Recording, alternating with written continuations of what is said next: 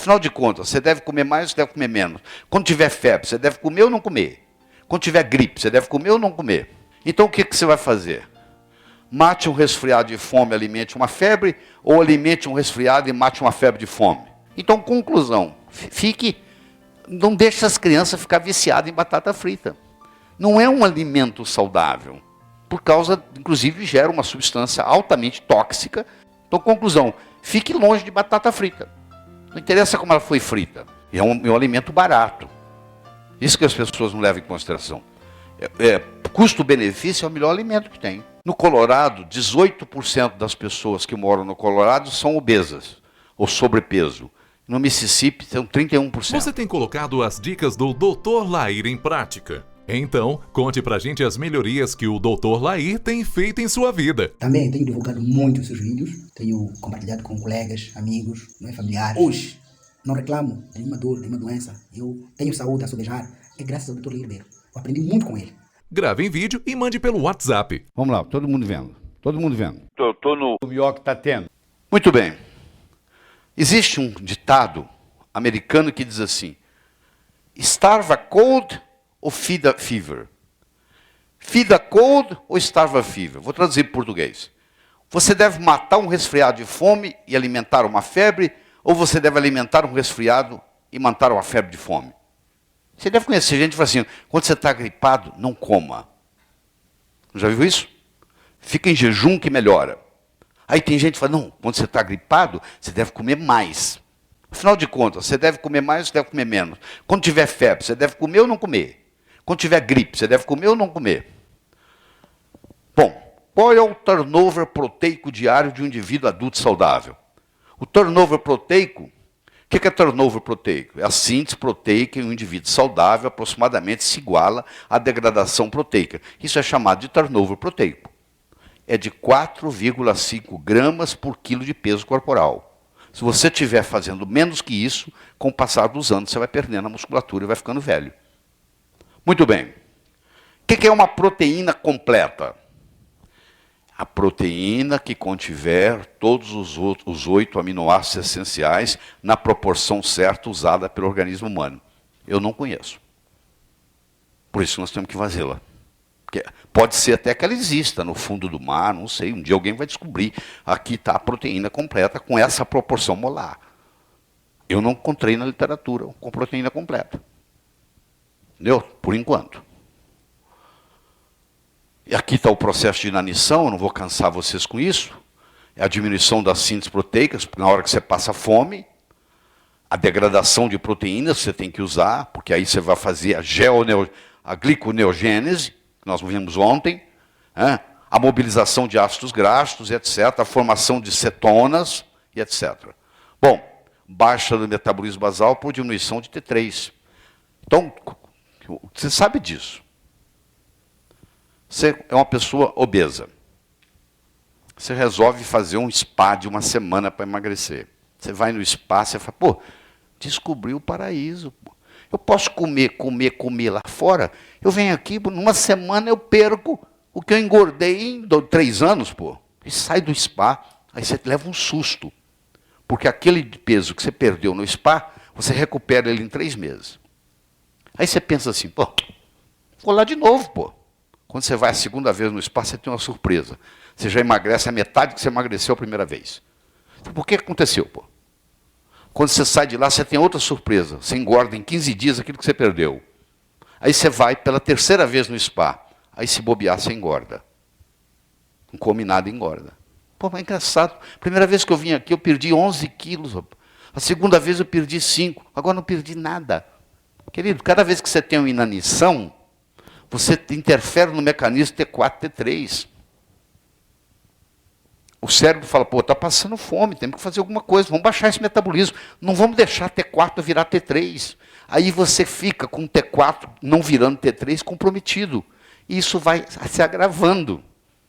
E aí o problema entra num ciclo vicioso. Certo?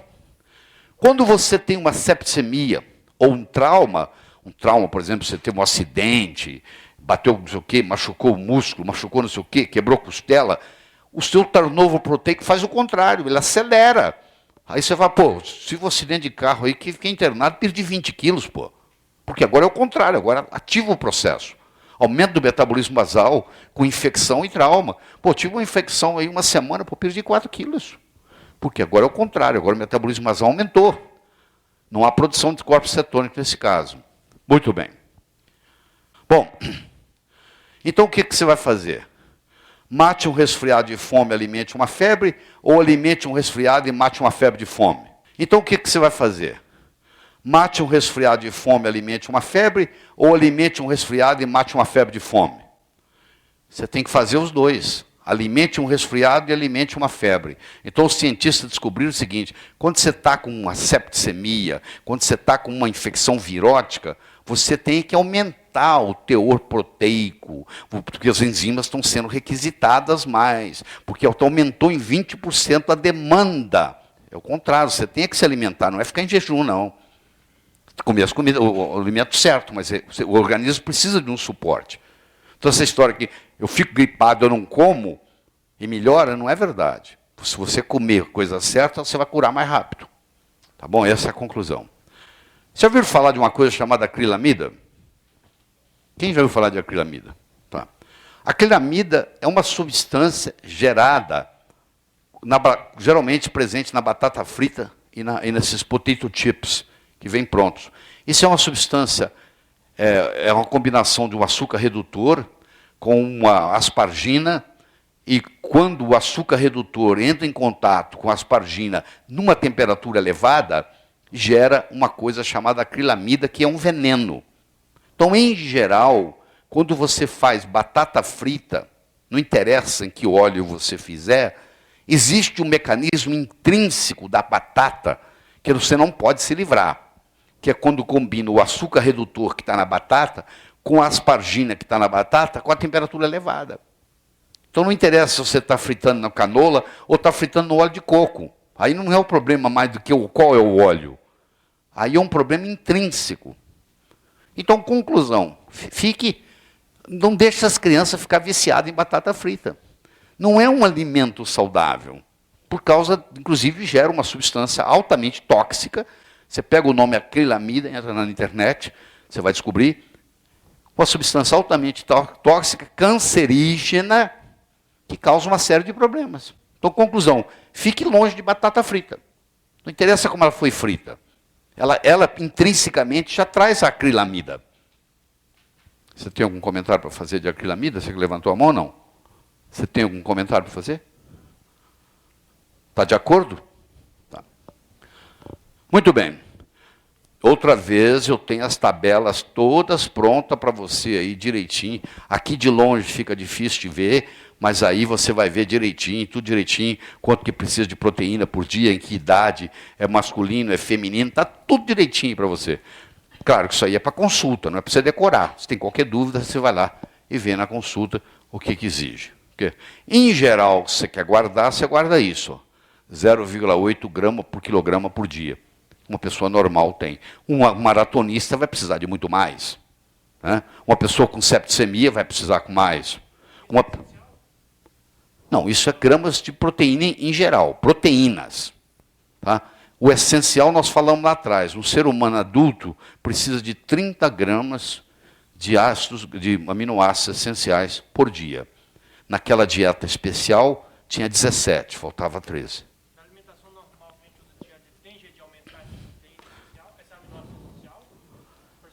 Tem, por exemplo, o quinoa é uma opção. Quem está com as barrinhas de quinoa aí? Mostra para ele depois, é uma opção. Aquilo ali é uma opção. A quinoa é o cereal mais rico em aminoácidos que tem. A Organização Mundial de Saúde considerou o número 1. Então, um jeito de você aumentar é colocar, de preferência, a quinoa dourada como parte do seu alimento no dia a dia. Ele tem, você viu, 48% é absorvido. Tá? Não é a utilização é utilizado. É uma opção muito boa. Para quem gosta de ovo, como é o meu caso, e faz uso, é uma coisa muito interessante, entendeu? Você está protegido. E é um alimento barato. Isso que as pessoas não levam em consideração. Custo-benefício é o melhor alimento que tem. É o ovo. Então, olha só. Nós estamos aqui, ó, macronutrientes e seu metabolismo. Nós agora vamos passar para a composição corporal, gasto e equilíbrio energético. Então vamos rápido, porque o tempo está passando. Isso aqui é um mapa da obesidade nos Estados Unidos. O estado mais magro dos Estados Unidos é o Colorado. O estado mais gordo dos Estados Unidos é o Mississippi. No Colorado, 18% das pessoas que moram no Colorado são obesas, ou sobrepeso. No Mississippi, são 31%. Então, aqui, esse mapa. Agora, se eu olhar esse mapa, isso chama epidemia da obesidade. Todo lugar está gordo. Agora, engraçado é que 1990 estava assim, 1998 estava assim, 2007 estava assim. Ó. Olha a epidemia, como é que vai tomando conta. Isso aqui parece uma peste, pô. Todo mundo está engordando, né? Olha que interessante, há um paralelo entre o engordar e o ter diabetes. Olha só, 1994, 2004, aqui olha que vai mostrar, aqui está a diabetes, ó, aqui está a diabetes, aqui está a obesidade, aqui ó. Eles vão paralelo aqui, ó. Vai piorando para a diabetes, vai piorando para a obesidade. Um levando ao outro. Isso aqui é uma célula, é um adipócito. Ela está bonitinha, linda, né? Com boa aparência e tal. Essa célula, ela começa a hipertrofiar. E ela começa a produzir citocinas inflamatórias. Mas eu quero que você saiba que talvez o hormônio mais importante do corpo, o hormônio proteico mais importante do corpo, chama-se adiponectina. Anota esse nome, porque agora para frente você vai escutar tanto sobre ele. É uma coisa relativamente recente. A adiponectina, por incrível que pareça, é produzido pelo tecido adiposo. Um dos hormônios mais benéficos que nós temos no corpo é produzido pelo tecido adiposo. Aliás, o hormônio mais abundante do corpo está aqui, ó, é a adiponectina. Você vai dizer assim para mim, mas eu assisti o seu curso de hormônios e você falou para mim que o hormônio mais abundante do corpo era o DEA. O DEA era o hormônio esteroidal mais abundante. Eu falei a palavra esteroidal. O DEA é o hormônio esteroidal mais importante, mais abundante do corpo. A adiponectina é o hormônio proteico mais abundante do corpo. Se você puser o DEA e a adiponectina ganha. E a maioria não sabe o que é isso. O hormônio mais abundante do corpo, a maioria não sabe o que é isso. À medida que essa célula vai crescendo, que ela começou pequenininha, à medida que ela cresce, ela começa a diminuir a produção de adiponectina e começa a aumentar a produção de citocinas. Ou seja, a adiponectina encontra-se diminuída na obesidade. Regula o metabolismo da glicose e dos lípides. Enquanto você tiver bastante adiponectina, você está regulando o metabolismo da glicose e dos lípides. Ou seja, você tem saúde. Aí ela vai crescendo, olha como é que ela já está. Tem uma hora que ela fica assim, ó. Aí ela realmente faz diabetes, hipertensão, problema cardíaco, refluxo ácido, stroke, derrame, apneia noturna, dor na junta. Ela vai liberando cada vez mais citocinas e faz esse estrago na vida da pessoa. Olha aí, ó. Tudo em consequência daquela célula adiposa que hipertrofiou. E liberou todo esse processo aqui que você pode ir. Todas essas doenças estão relacionadas com a obesidade. Na hora que você resolve o problema da obesidade, a obesidade resolve tudo isso. Você fala assim, mas espera aí, se esse hormônio é tão bom, e se eu pudesse dar esse hormônio, eu teria uma melhora grande? Muito grande. Inclusive tem estudos modernos agora, eles estão criando análogos da adiponectina como um tratamento para resolver a epidemia da obesidade. Tá bom? Qual é o hormônio mais abundante no corpo humano? Bom, você falava que era o DEA. O DEA é o hormônio esteroidal mais abundante. Mas o hormônio mais abundante do corpo humano é a adiponectina. Tá bom? O hormônio proteico, altamente benéfico, mais potente no corpo humano, é produzido pelo tecido adiposo. Isso não é um paradoxo? Olha que coisa interessante, olha como é que é a fisiologia, né? De onde menos você espera surge. Uma célula adiposa saudável produz o hormônio mais potente do corpo. Por isso que se você emagrecer demais também faz mal. As pessoas que têm abaixo de 18 de índice de massa corporal também vivem menos. Talvez tenha relação com a adiponectina. A nota que você dá de 1 a 10. Eu espero que você ajude a divulgar isso aí.